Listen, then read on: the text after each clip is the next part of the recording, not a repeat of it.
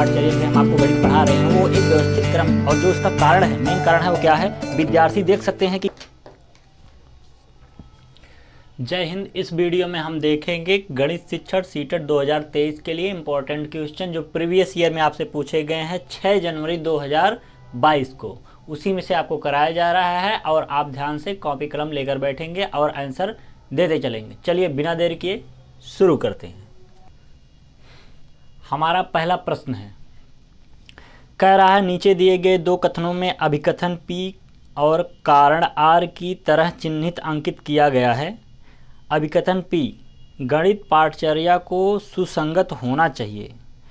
कारण क्या है, विद्यार्थी देख सकते हैं कि कैसे एक गणितीय विचार मत दूसरे के साथ जुड़ता है और इस प्रकार वे नई समझ व कौशल को विकसित करने में सक्षम होते हैं। सही विकल्प का चुनाव करना है। पहला विकल्प जो P आपका दिया गया हो उसमें कहा है गणित पाठचर्या को सुसंगत होना चाहिए। गणित की जो पाठचर्या से हम आपको गणित पढ़ा रहे हैं वो एक व्यवस्थित क्रम में होना चाहिए, तो सही बात है, व्यवस्थित क्रम में होना चाहिए। और जो उसका कारण है, मेन कारण है वो क्या है, विद्यार्थी देख सकते हैं कि कैसे एक गणितीय विचार मत दूसरे के साथ जुड़ता है। जैसे हम आपको कोई भी टॉपिक मैथ में बता रहे होते हैं तो एक दूसरे से उसका संबंध रहता है, तो इसमें भी वही कहा गया, इस प्रकार नई समझ एवं कौशल विकसित करने में सक्षम होते हैं। अगर एक दूसरे से नहीं जुड़ा रहेगा तो आप मन में अपने तर्क नहीं ला पाएंगे और सोच नहीं पाएंगे और नई चीज़ों को सोचने की क्षमता नहीं रहेगी। इसलिए इसमें जो दिया गया है ऑप्शन नंबर 1 को देखते हैं, बी को देखते हैं, क्या कहता है, क्या सही है क्या गलत आप बताएंगे। कहता है P और R दोनों सही है, दोनों तो सही है। P कह रहा है कि हमारा जो है गणित पाठचर्या सुसंगत होना चाहिए, सही बात है। और दूसरा भी कह रहा है कि गणितीय विचार दूसरे मत के साथ जोड़ता है, तो सही बात है, दोनों सही है। और कह रहा है R सही कारण है P का, R सही कारण है P का, मतलब इसमें जो कोटेशन दिया गया विद्यार्थी देख सकते हैं कैसे गणितीय विचार दूसरे विचारों से जुड़ता है। हाँ भैया, जब गणितीय विचार एक दूसरे से जुड़ रहे हैं तभी तो हमारा गणित पाठचर्या सुसंगत होगा, इसलिए ये option number A is right है। ऑप्शन नंबर 2 गलत कैसे है इसको देखते हैं। P और R दोनों सही हैं परंतु R सही कारण नहीं है P का, तो R तो सही कारण बता रहा है P का, नहीं इसमें लिख दिया इसलिए गलत हो गया। कह रहा P सही है परंतु R गलत है, जब दोनों सही है तो गलत कैसे हो गया। इसमें कहता है गलत है परंतु उस P सही नहीं है, सही है तो ये भी गलत हो गया। इस तरह से हमारा ऑप्शन नंबर 1 सही हो गया। यहाँ पे आपके मेंटल एलिजिबिलिटी को देखेगा, आपके कौशल को देखेगा कि आप कितना अच्छा सोच पाते हैं। स्वयं को उस जगह पे रख के, स्वयं को बालक के जगह पे रखिए और सोचिए, तभी आप जल्दी से अच्छे से गणित कौशल को कर पाएंगे। हमारा अगला प्रश्न है, निम्नलिखित में से कौन सा रचनात्मक कक्षा का एक महत्वपूर्ण लक्षण है। रचनात्मक जब भी कक्षा होगी तो उसमें आपको 3-4 बातों को ध्यान रखना है। क्या 3-4 बातें हो सकती हैं, जैसे विचार हो गया आपका। रचनात्मक में जब आप भी आएंगे, जैसे भी आएंगे तो उसमें ध्यान रखना है 4-5 चीज़ों का। जैसे इसमें दिया गया है आपके कि विचार हो, चिंतन हो, स्मृति हो, बोध स्तर हो। बोध स्तर का मतलब हो आप उस लेवल पे हो, जैसे सीटेट का आप एग्ज़ाम दे रहे हैं तो टीचर बनने जा रहे हैं तो आपका लेवल टीचर बनने योग्य है कि नहीं है। उसी तरह छोटा बच्चा है, उसकी समझ उस कक्षा 3 का है, कक्षा 5 का है कि कक्षा 4 में है, उसकी समझ के हिसाब से उस रचनात्मक कार्य को देना चाहिए। स्मृति स्तर हो, सोचने की जो क्षमता है वो जो उसको बता दिया गया है कि भैया A फॉर एप्पल होता है, तो उसके दिमाग में बैठा है कि कोई एक एप्पल होता है फल, उसके दिमाग में पहले से बैठा है। वो कभी भी A फॉर आप कहेंगे तो एप्पल स्वयं ही बोल देगा। क्यों? क्योंकि उसके दिमाग में एक स्मृति आ गई है चित्र के माध्यम से कि एप्पल मीन्स सेब होता है। तो स्मृति भी होनी चाहिए और चिंतन स्तर होना चाहिए, वो चिंतन भी कर सके, मनन भी कर सके कि हाँ A for Apple, B for boy, वो क्या करे, चिंतन मनन भी कर सके। तो चलिए ऑप्शन को देखते हैं। ऑप्शन पहला हमारा है, छात्र हल किए हुए उदाहरणों के आधार पर पाठ्य पुस्तक में दिए गए प्रश्नों को हल कर रहे हैं। देखिए, छात्र उदाहरण के आधार पर, उदाहरण को देखकर आप सॉल्व कर रहे हैं, उदाहरण को देखकर पाठ्य पुस्तक में जो प्रश्न है उसको आप हल कर पा रहे हैं। ये कब कर पाएंगे? जब आप जैसे आपके अंदर चिंतन मनन की क्षमता को लेते हुए आपको अंदर अमूर्त मूर्त चिंतन भी होना चाहिए, तभी आप ऐसा कर पाएंगे, अन्यथा आप नहीं कर पाएंगे। तो इसमें थोड़ा तो सही है लेकिन पूर्ण रूप से सही नहीं है। चलिए, इसमें सबसे अच्छा जो ऑप्शन होता है कौशल में, सबसे अच्छी बात यही है कि जो तीनों चारों ऑप्शन में से बेटर ऑप्शन होता है हम उसी का चुनाव करते हैं। ऑप्शन नंबर बी है, शिक्षक छात्रों को एक गतिविधि क्रियाकलाप करने का निर्देश दे रहा है और छात्र शिक्षक द्वारा समझाई गई कार्यविधि को दोहरा रहा है। कोई टीचर है, कोई कार्य दिया और उसी को क्या है, स्टूडेंट दोहरा रहा है। जैसे आप ही भाई लोग हो, हम कोई चीज़ बता रहे हैं, आप उसको दोहरा रहे हैं, तो ये प्रक्रिया हो रही है। तो ये रचनात्मक कक्षा महत्वपूर्ण रचनात्मक नहीं हुई। क्यों? क्योंकि ये तो रटने के हिसाब से हुआ या फिर देखकर उसको लिखने के हिसाब से हुआ। इसमें रचना की कोई बात नहीं की गई। रचना का मतलब है आप अपने से क्या सीख पा रहे हैं, स्वयं से कल्पना करके क्या बना पा रहे हैं, ये रचना के अंतर्गत आएगा। ठीक है, ऑप्शन नंबर सी पे आते हैं। छात्रों को उन्हें दी गई विभिन्न वस्तुओं को उनके गुणों जैसे रंग, आकार, आकृति, भार आदि के अनुसार छांटने के लिए कहा गया। ये बिल्कुल सही है। जहाँ पे आपको रचना की बात कर दें, रचनात्मक अभी बताया, अभी हमने समझाया कि रचनात्मक क्या बात हो, चिंतन हो, स्मृति हो, बोध हो, ये सब चीज़ें हों। उसके साथ साथ में आपको रंग, आकार और क्या दिया गया है, भार, इसका ज्ञान होना जरूरी है। और इसी का क्या है, आकृति भी दी गई है, आकृति कहें या आकार, ठीक, इसका बोध होना आपको जरूरी है। इसमें कहा गया है रचनात्मक, जब भी आप रचनात्मक की बात करेगा, रचनात्मक क्रियाकलाप की कक्षा की रचनात्मक कक्षा बनानी है, उसको महत्वपूर्ण लक्षण देना है। तो महत्वपूर्ण लक्षणों में से यही है कि आपको रंग पता हो, आकार पता हो, भार पता हो, तभी आप क्या करेंगे, कल्पना करके या जो पढ़ाया गया उसको विचार करके अपने हिसाब से रचनात्मक एक कुछ भी तैयार कर सकते हैं। ठीक, तो ये ऑप्शन नंबर सी आपका बिल्कुल राइट हो जाएगा। डी क्यों नहीं सही होगा उसको ध्यान दीजिए। इसमें कहा श्यामपट ब्लैक बोर्ड पर हल किए गए प्रश्नों को अपनी कॉपी में देखकर उतारना।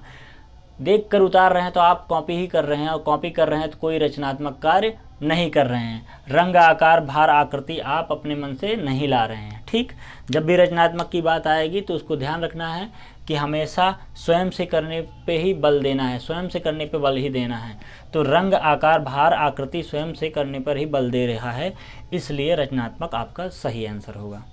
ऑप्शन नंबर अगला, निम्नलिखित में से कौन से प्राथमिक कक्षा की पाठ्यपुस्तक का एक महत्वपूर्ण लक्षण है? प्राथमिक कक्षा हो, प्राथमिक कक्षा की जब भी बात करेगा तो ध्यान रखना है आपको प्राइमरी की।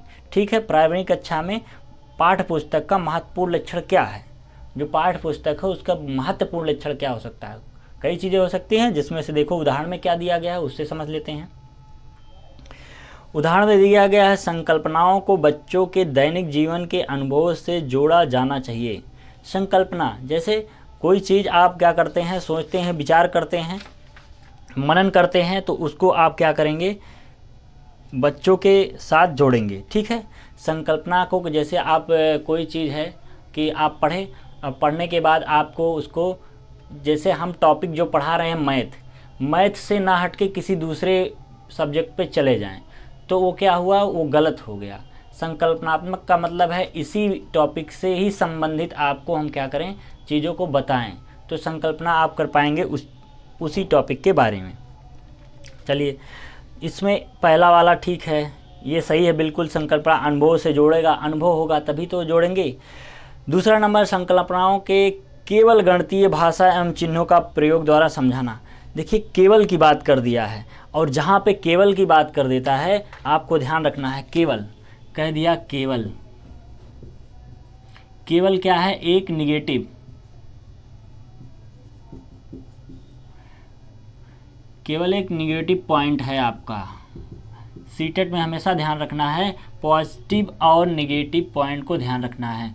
पॉजिटिव 5 हमेशा क्या होगा, बच्चों को बढ़ावा देगा, उनको प्रोत्साहित करेगा और उनको क्या है, व्यवहारिक जीवन में ले आएगा और उनकी क्या है, समावेशी शिक्षा पर ज़्यादा जोर देगा।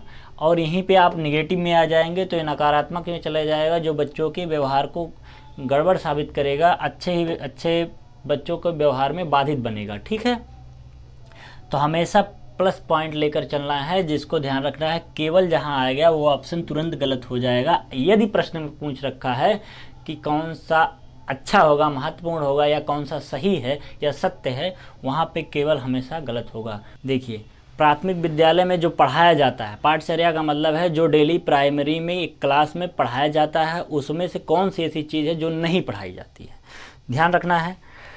लिखा है टेलीलेसन, और दूसरा है भिन्न, तीसरा है रैखिक समीकरण, चौथा है नियमित द्विमीमीय आकृति। नियमित द्विमीमीय आकृति मतलब कहने का अर्थ है 2D। ठीक है, कहने का अर्थ क्या है 2D, तो 2D इसमें तो कोई बात है नहीं।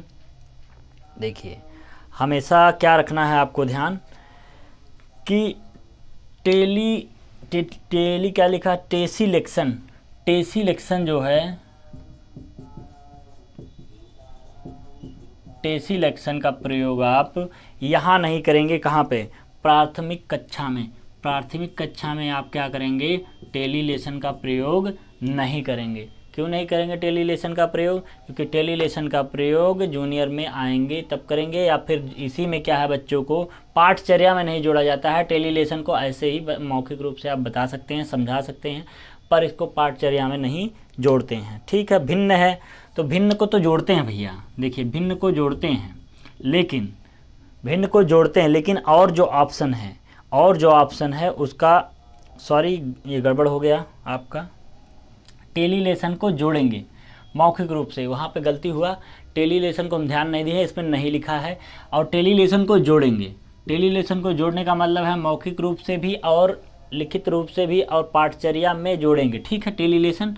और भिन्न को तो बिल्कुल जोड़ेंगे भैया, भिन्न तो पढ़ाना ही पढ़ाना है, सीधी बात। और अगला हमारा क्या है? रैखिक समीकरण। रैखिक समीकरण एक कोई बड़े से समीकरण बना दिया जाए XYZ वाला, जैसे x² प्लस y² या 3xz, ऐसे करके आपको एक समीकरण बना दिया जाए, और कक्षा 5 के तक के ही बच्चे आप हैं, आप छोटे बच्चे हैं, आपको कहाँ रैखिक समीकरण नहीं बताया जाएगा। ठीक, रैखिक समीकरण आपके क्या है, पाठचर्या में नहीं आएगी। ठीक, नियमित द्विमीमीय आकृति तो 2D आता है। 2D में जैसे कह दिया जाए कि स्क्वायर है, आयत है, ये सब 2D हैं, और 2D में आपको 2D पढ़ाया ही जाता है, वर्ग बनाकर, आयत बनाकर आपको प्राइमरी में, प्राथमिक कक्षा में पढ़ाया जाता है। तो इसमें से कौन सा नहीं है? तो सी ऑप्शन आपका नहीं है। सी ऑप्शन रैखिक समीकरण आपको नहीं पढ़ाया जाएगा प्राथमिक विद्यालय की पाठचर्या में।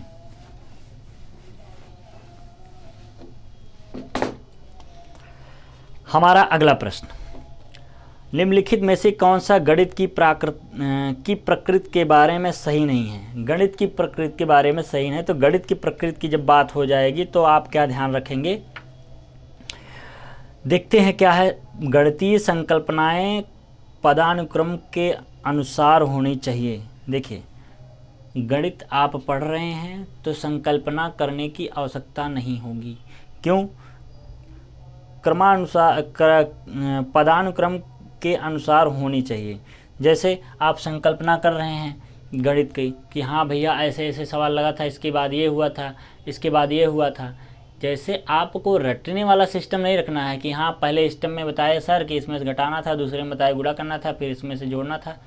ये आपको नहीं करना है। आपको क्या करना है, आपको नियम क्या कहता है, उस नियम में आगे क्या कहना वो चाहता है, जैसे प्रश्न के हिसाब से आप करेंगे, अपने हिसाब से नहीं करेंगे। प्रश्न में पूछा है जोड़ और आप कर रहे हैं घटाव, तो ऐसी प्रक्रिया आप नहीं करेंगे। जैसे संकल्पना करके आप अपने से जोड़ने लगे या गुणा करने लगे, तो ऐसी प्रक्रिया आप नहीं करेंगे। दूसरा देखिए, गणित आगमनिक विवेचन पर आधारित है। गणित आगमनिक विवेचन पर आधारित है। देखिए, अभी हमने क्या कहा, आपको समझाया कि आप अपनी मर्जी से प्रश्न के अनुसार ही चलेंगे, तो प्रश्न के अनुसार चलेंगे, अपने मन से नहीं करेंगे। लेकिन आगमिक का मतलब ये हो गया कि जब आप गणित पढ़ रहे हो तो गणित पढ़ने के बाद जैसे उसमें कहेगा, जैसे हमने लिख दिया यहाँ पे 2 + 2 लिख दिया, तो आप आगमिक क्या आएगा इसको आप कैसे बताएंगे? इस सवाल से ही तो आप जान पाए कि अगला क्या आएगा। अपने मर्जी से तो नहीं जान गए कि यहाँ 5 आ गया, अपने मर्जी से नहीं जान जाएंगे 3 आ जाएगा। क्यों? क्योंकि यहाँ स्पष्ट दे दिया गया है 2 और 2, तो इसका मतलब है इस प्रश्न के हिसाब से आपका 4 आ रहा है, मतलब आगमिक। आप ध्यान रखेंगे आगमिक, ठीक। आगमिक जब आप ध्यान रख रहे हैं कि गणितीय आगमिक प्रक्रिया जो आपकी है वही सही होगा। क्यों? क्योंकि ऐसे ही आप जब प्रश्न को करते हैं तो अगली बात क्या आएगी वो प्रश्न के हिसाब से ही डिपेंड होता है, तो आप ध्यान रखेंगे इस बात का। तो ऑप्शन नंबर आपका बी ही सही होगा। जैसे इसमें और भी चीज़ें आपको बताई गई है, क्या? जैसे कहा गया गणित संकल्पनाएं प्रकृति में मूर्त और गणित का अपने चिन्हों, शब्दों एवं भाषा का समुच्चय है। समुच्चय की बात हुई ना, जैसे 2 2 है तभी तो 4 आया, तो समुच्चय के रूप में भी है, ठीक। गणितीय की प्रकृति के बारे में सही है, बिल्कुल सही है, एकदम सही है, पूर्ण रूप से ऑप्शन नंबर बी आपका सही हो जाएगा। तो अगला है इसी में प्रश्न संख्या हमारी अगली। चलिए प्रश्न संख्या अगले पे देखते हैं। अगला का प्रश्न है, अगला कहता है जब 6050 को अंकों में लिखा गया, एक छात्र ने उसे 650 लिख दिया, निम्नलिखित में से कथनों में से कौन से संदर्भ में अति उपयुक्त कथन है? मतलब कहा गया कुछ और कर दिया कुछ और, तो उसके लिए उपयुक्त कथन क्या होगा? देखिए, पहला कथन आपको कहा गया है छात्र को 10 समान प्रकार के प्रश्न हल करने के लिए दिए जाएं।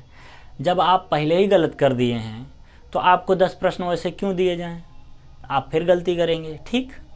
सेम ऐसे प्रश्न आपको बिना बताए हमने दे दिया एक और गलत आपने कर दिया, उस नियम को हमने कहा कुछ और, आपने कर दिया कुछ और, फिर उसके बाद से मैं ऐसा 10 प्रश्न दे दूं, आपको पहले ना बताऊं कि क्यों गलत हुआ, तो ये तो गलत हो गया।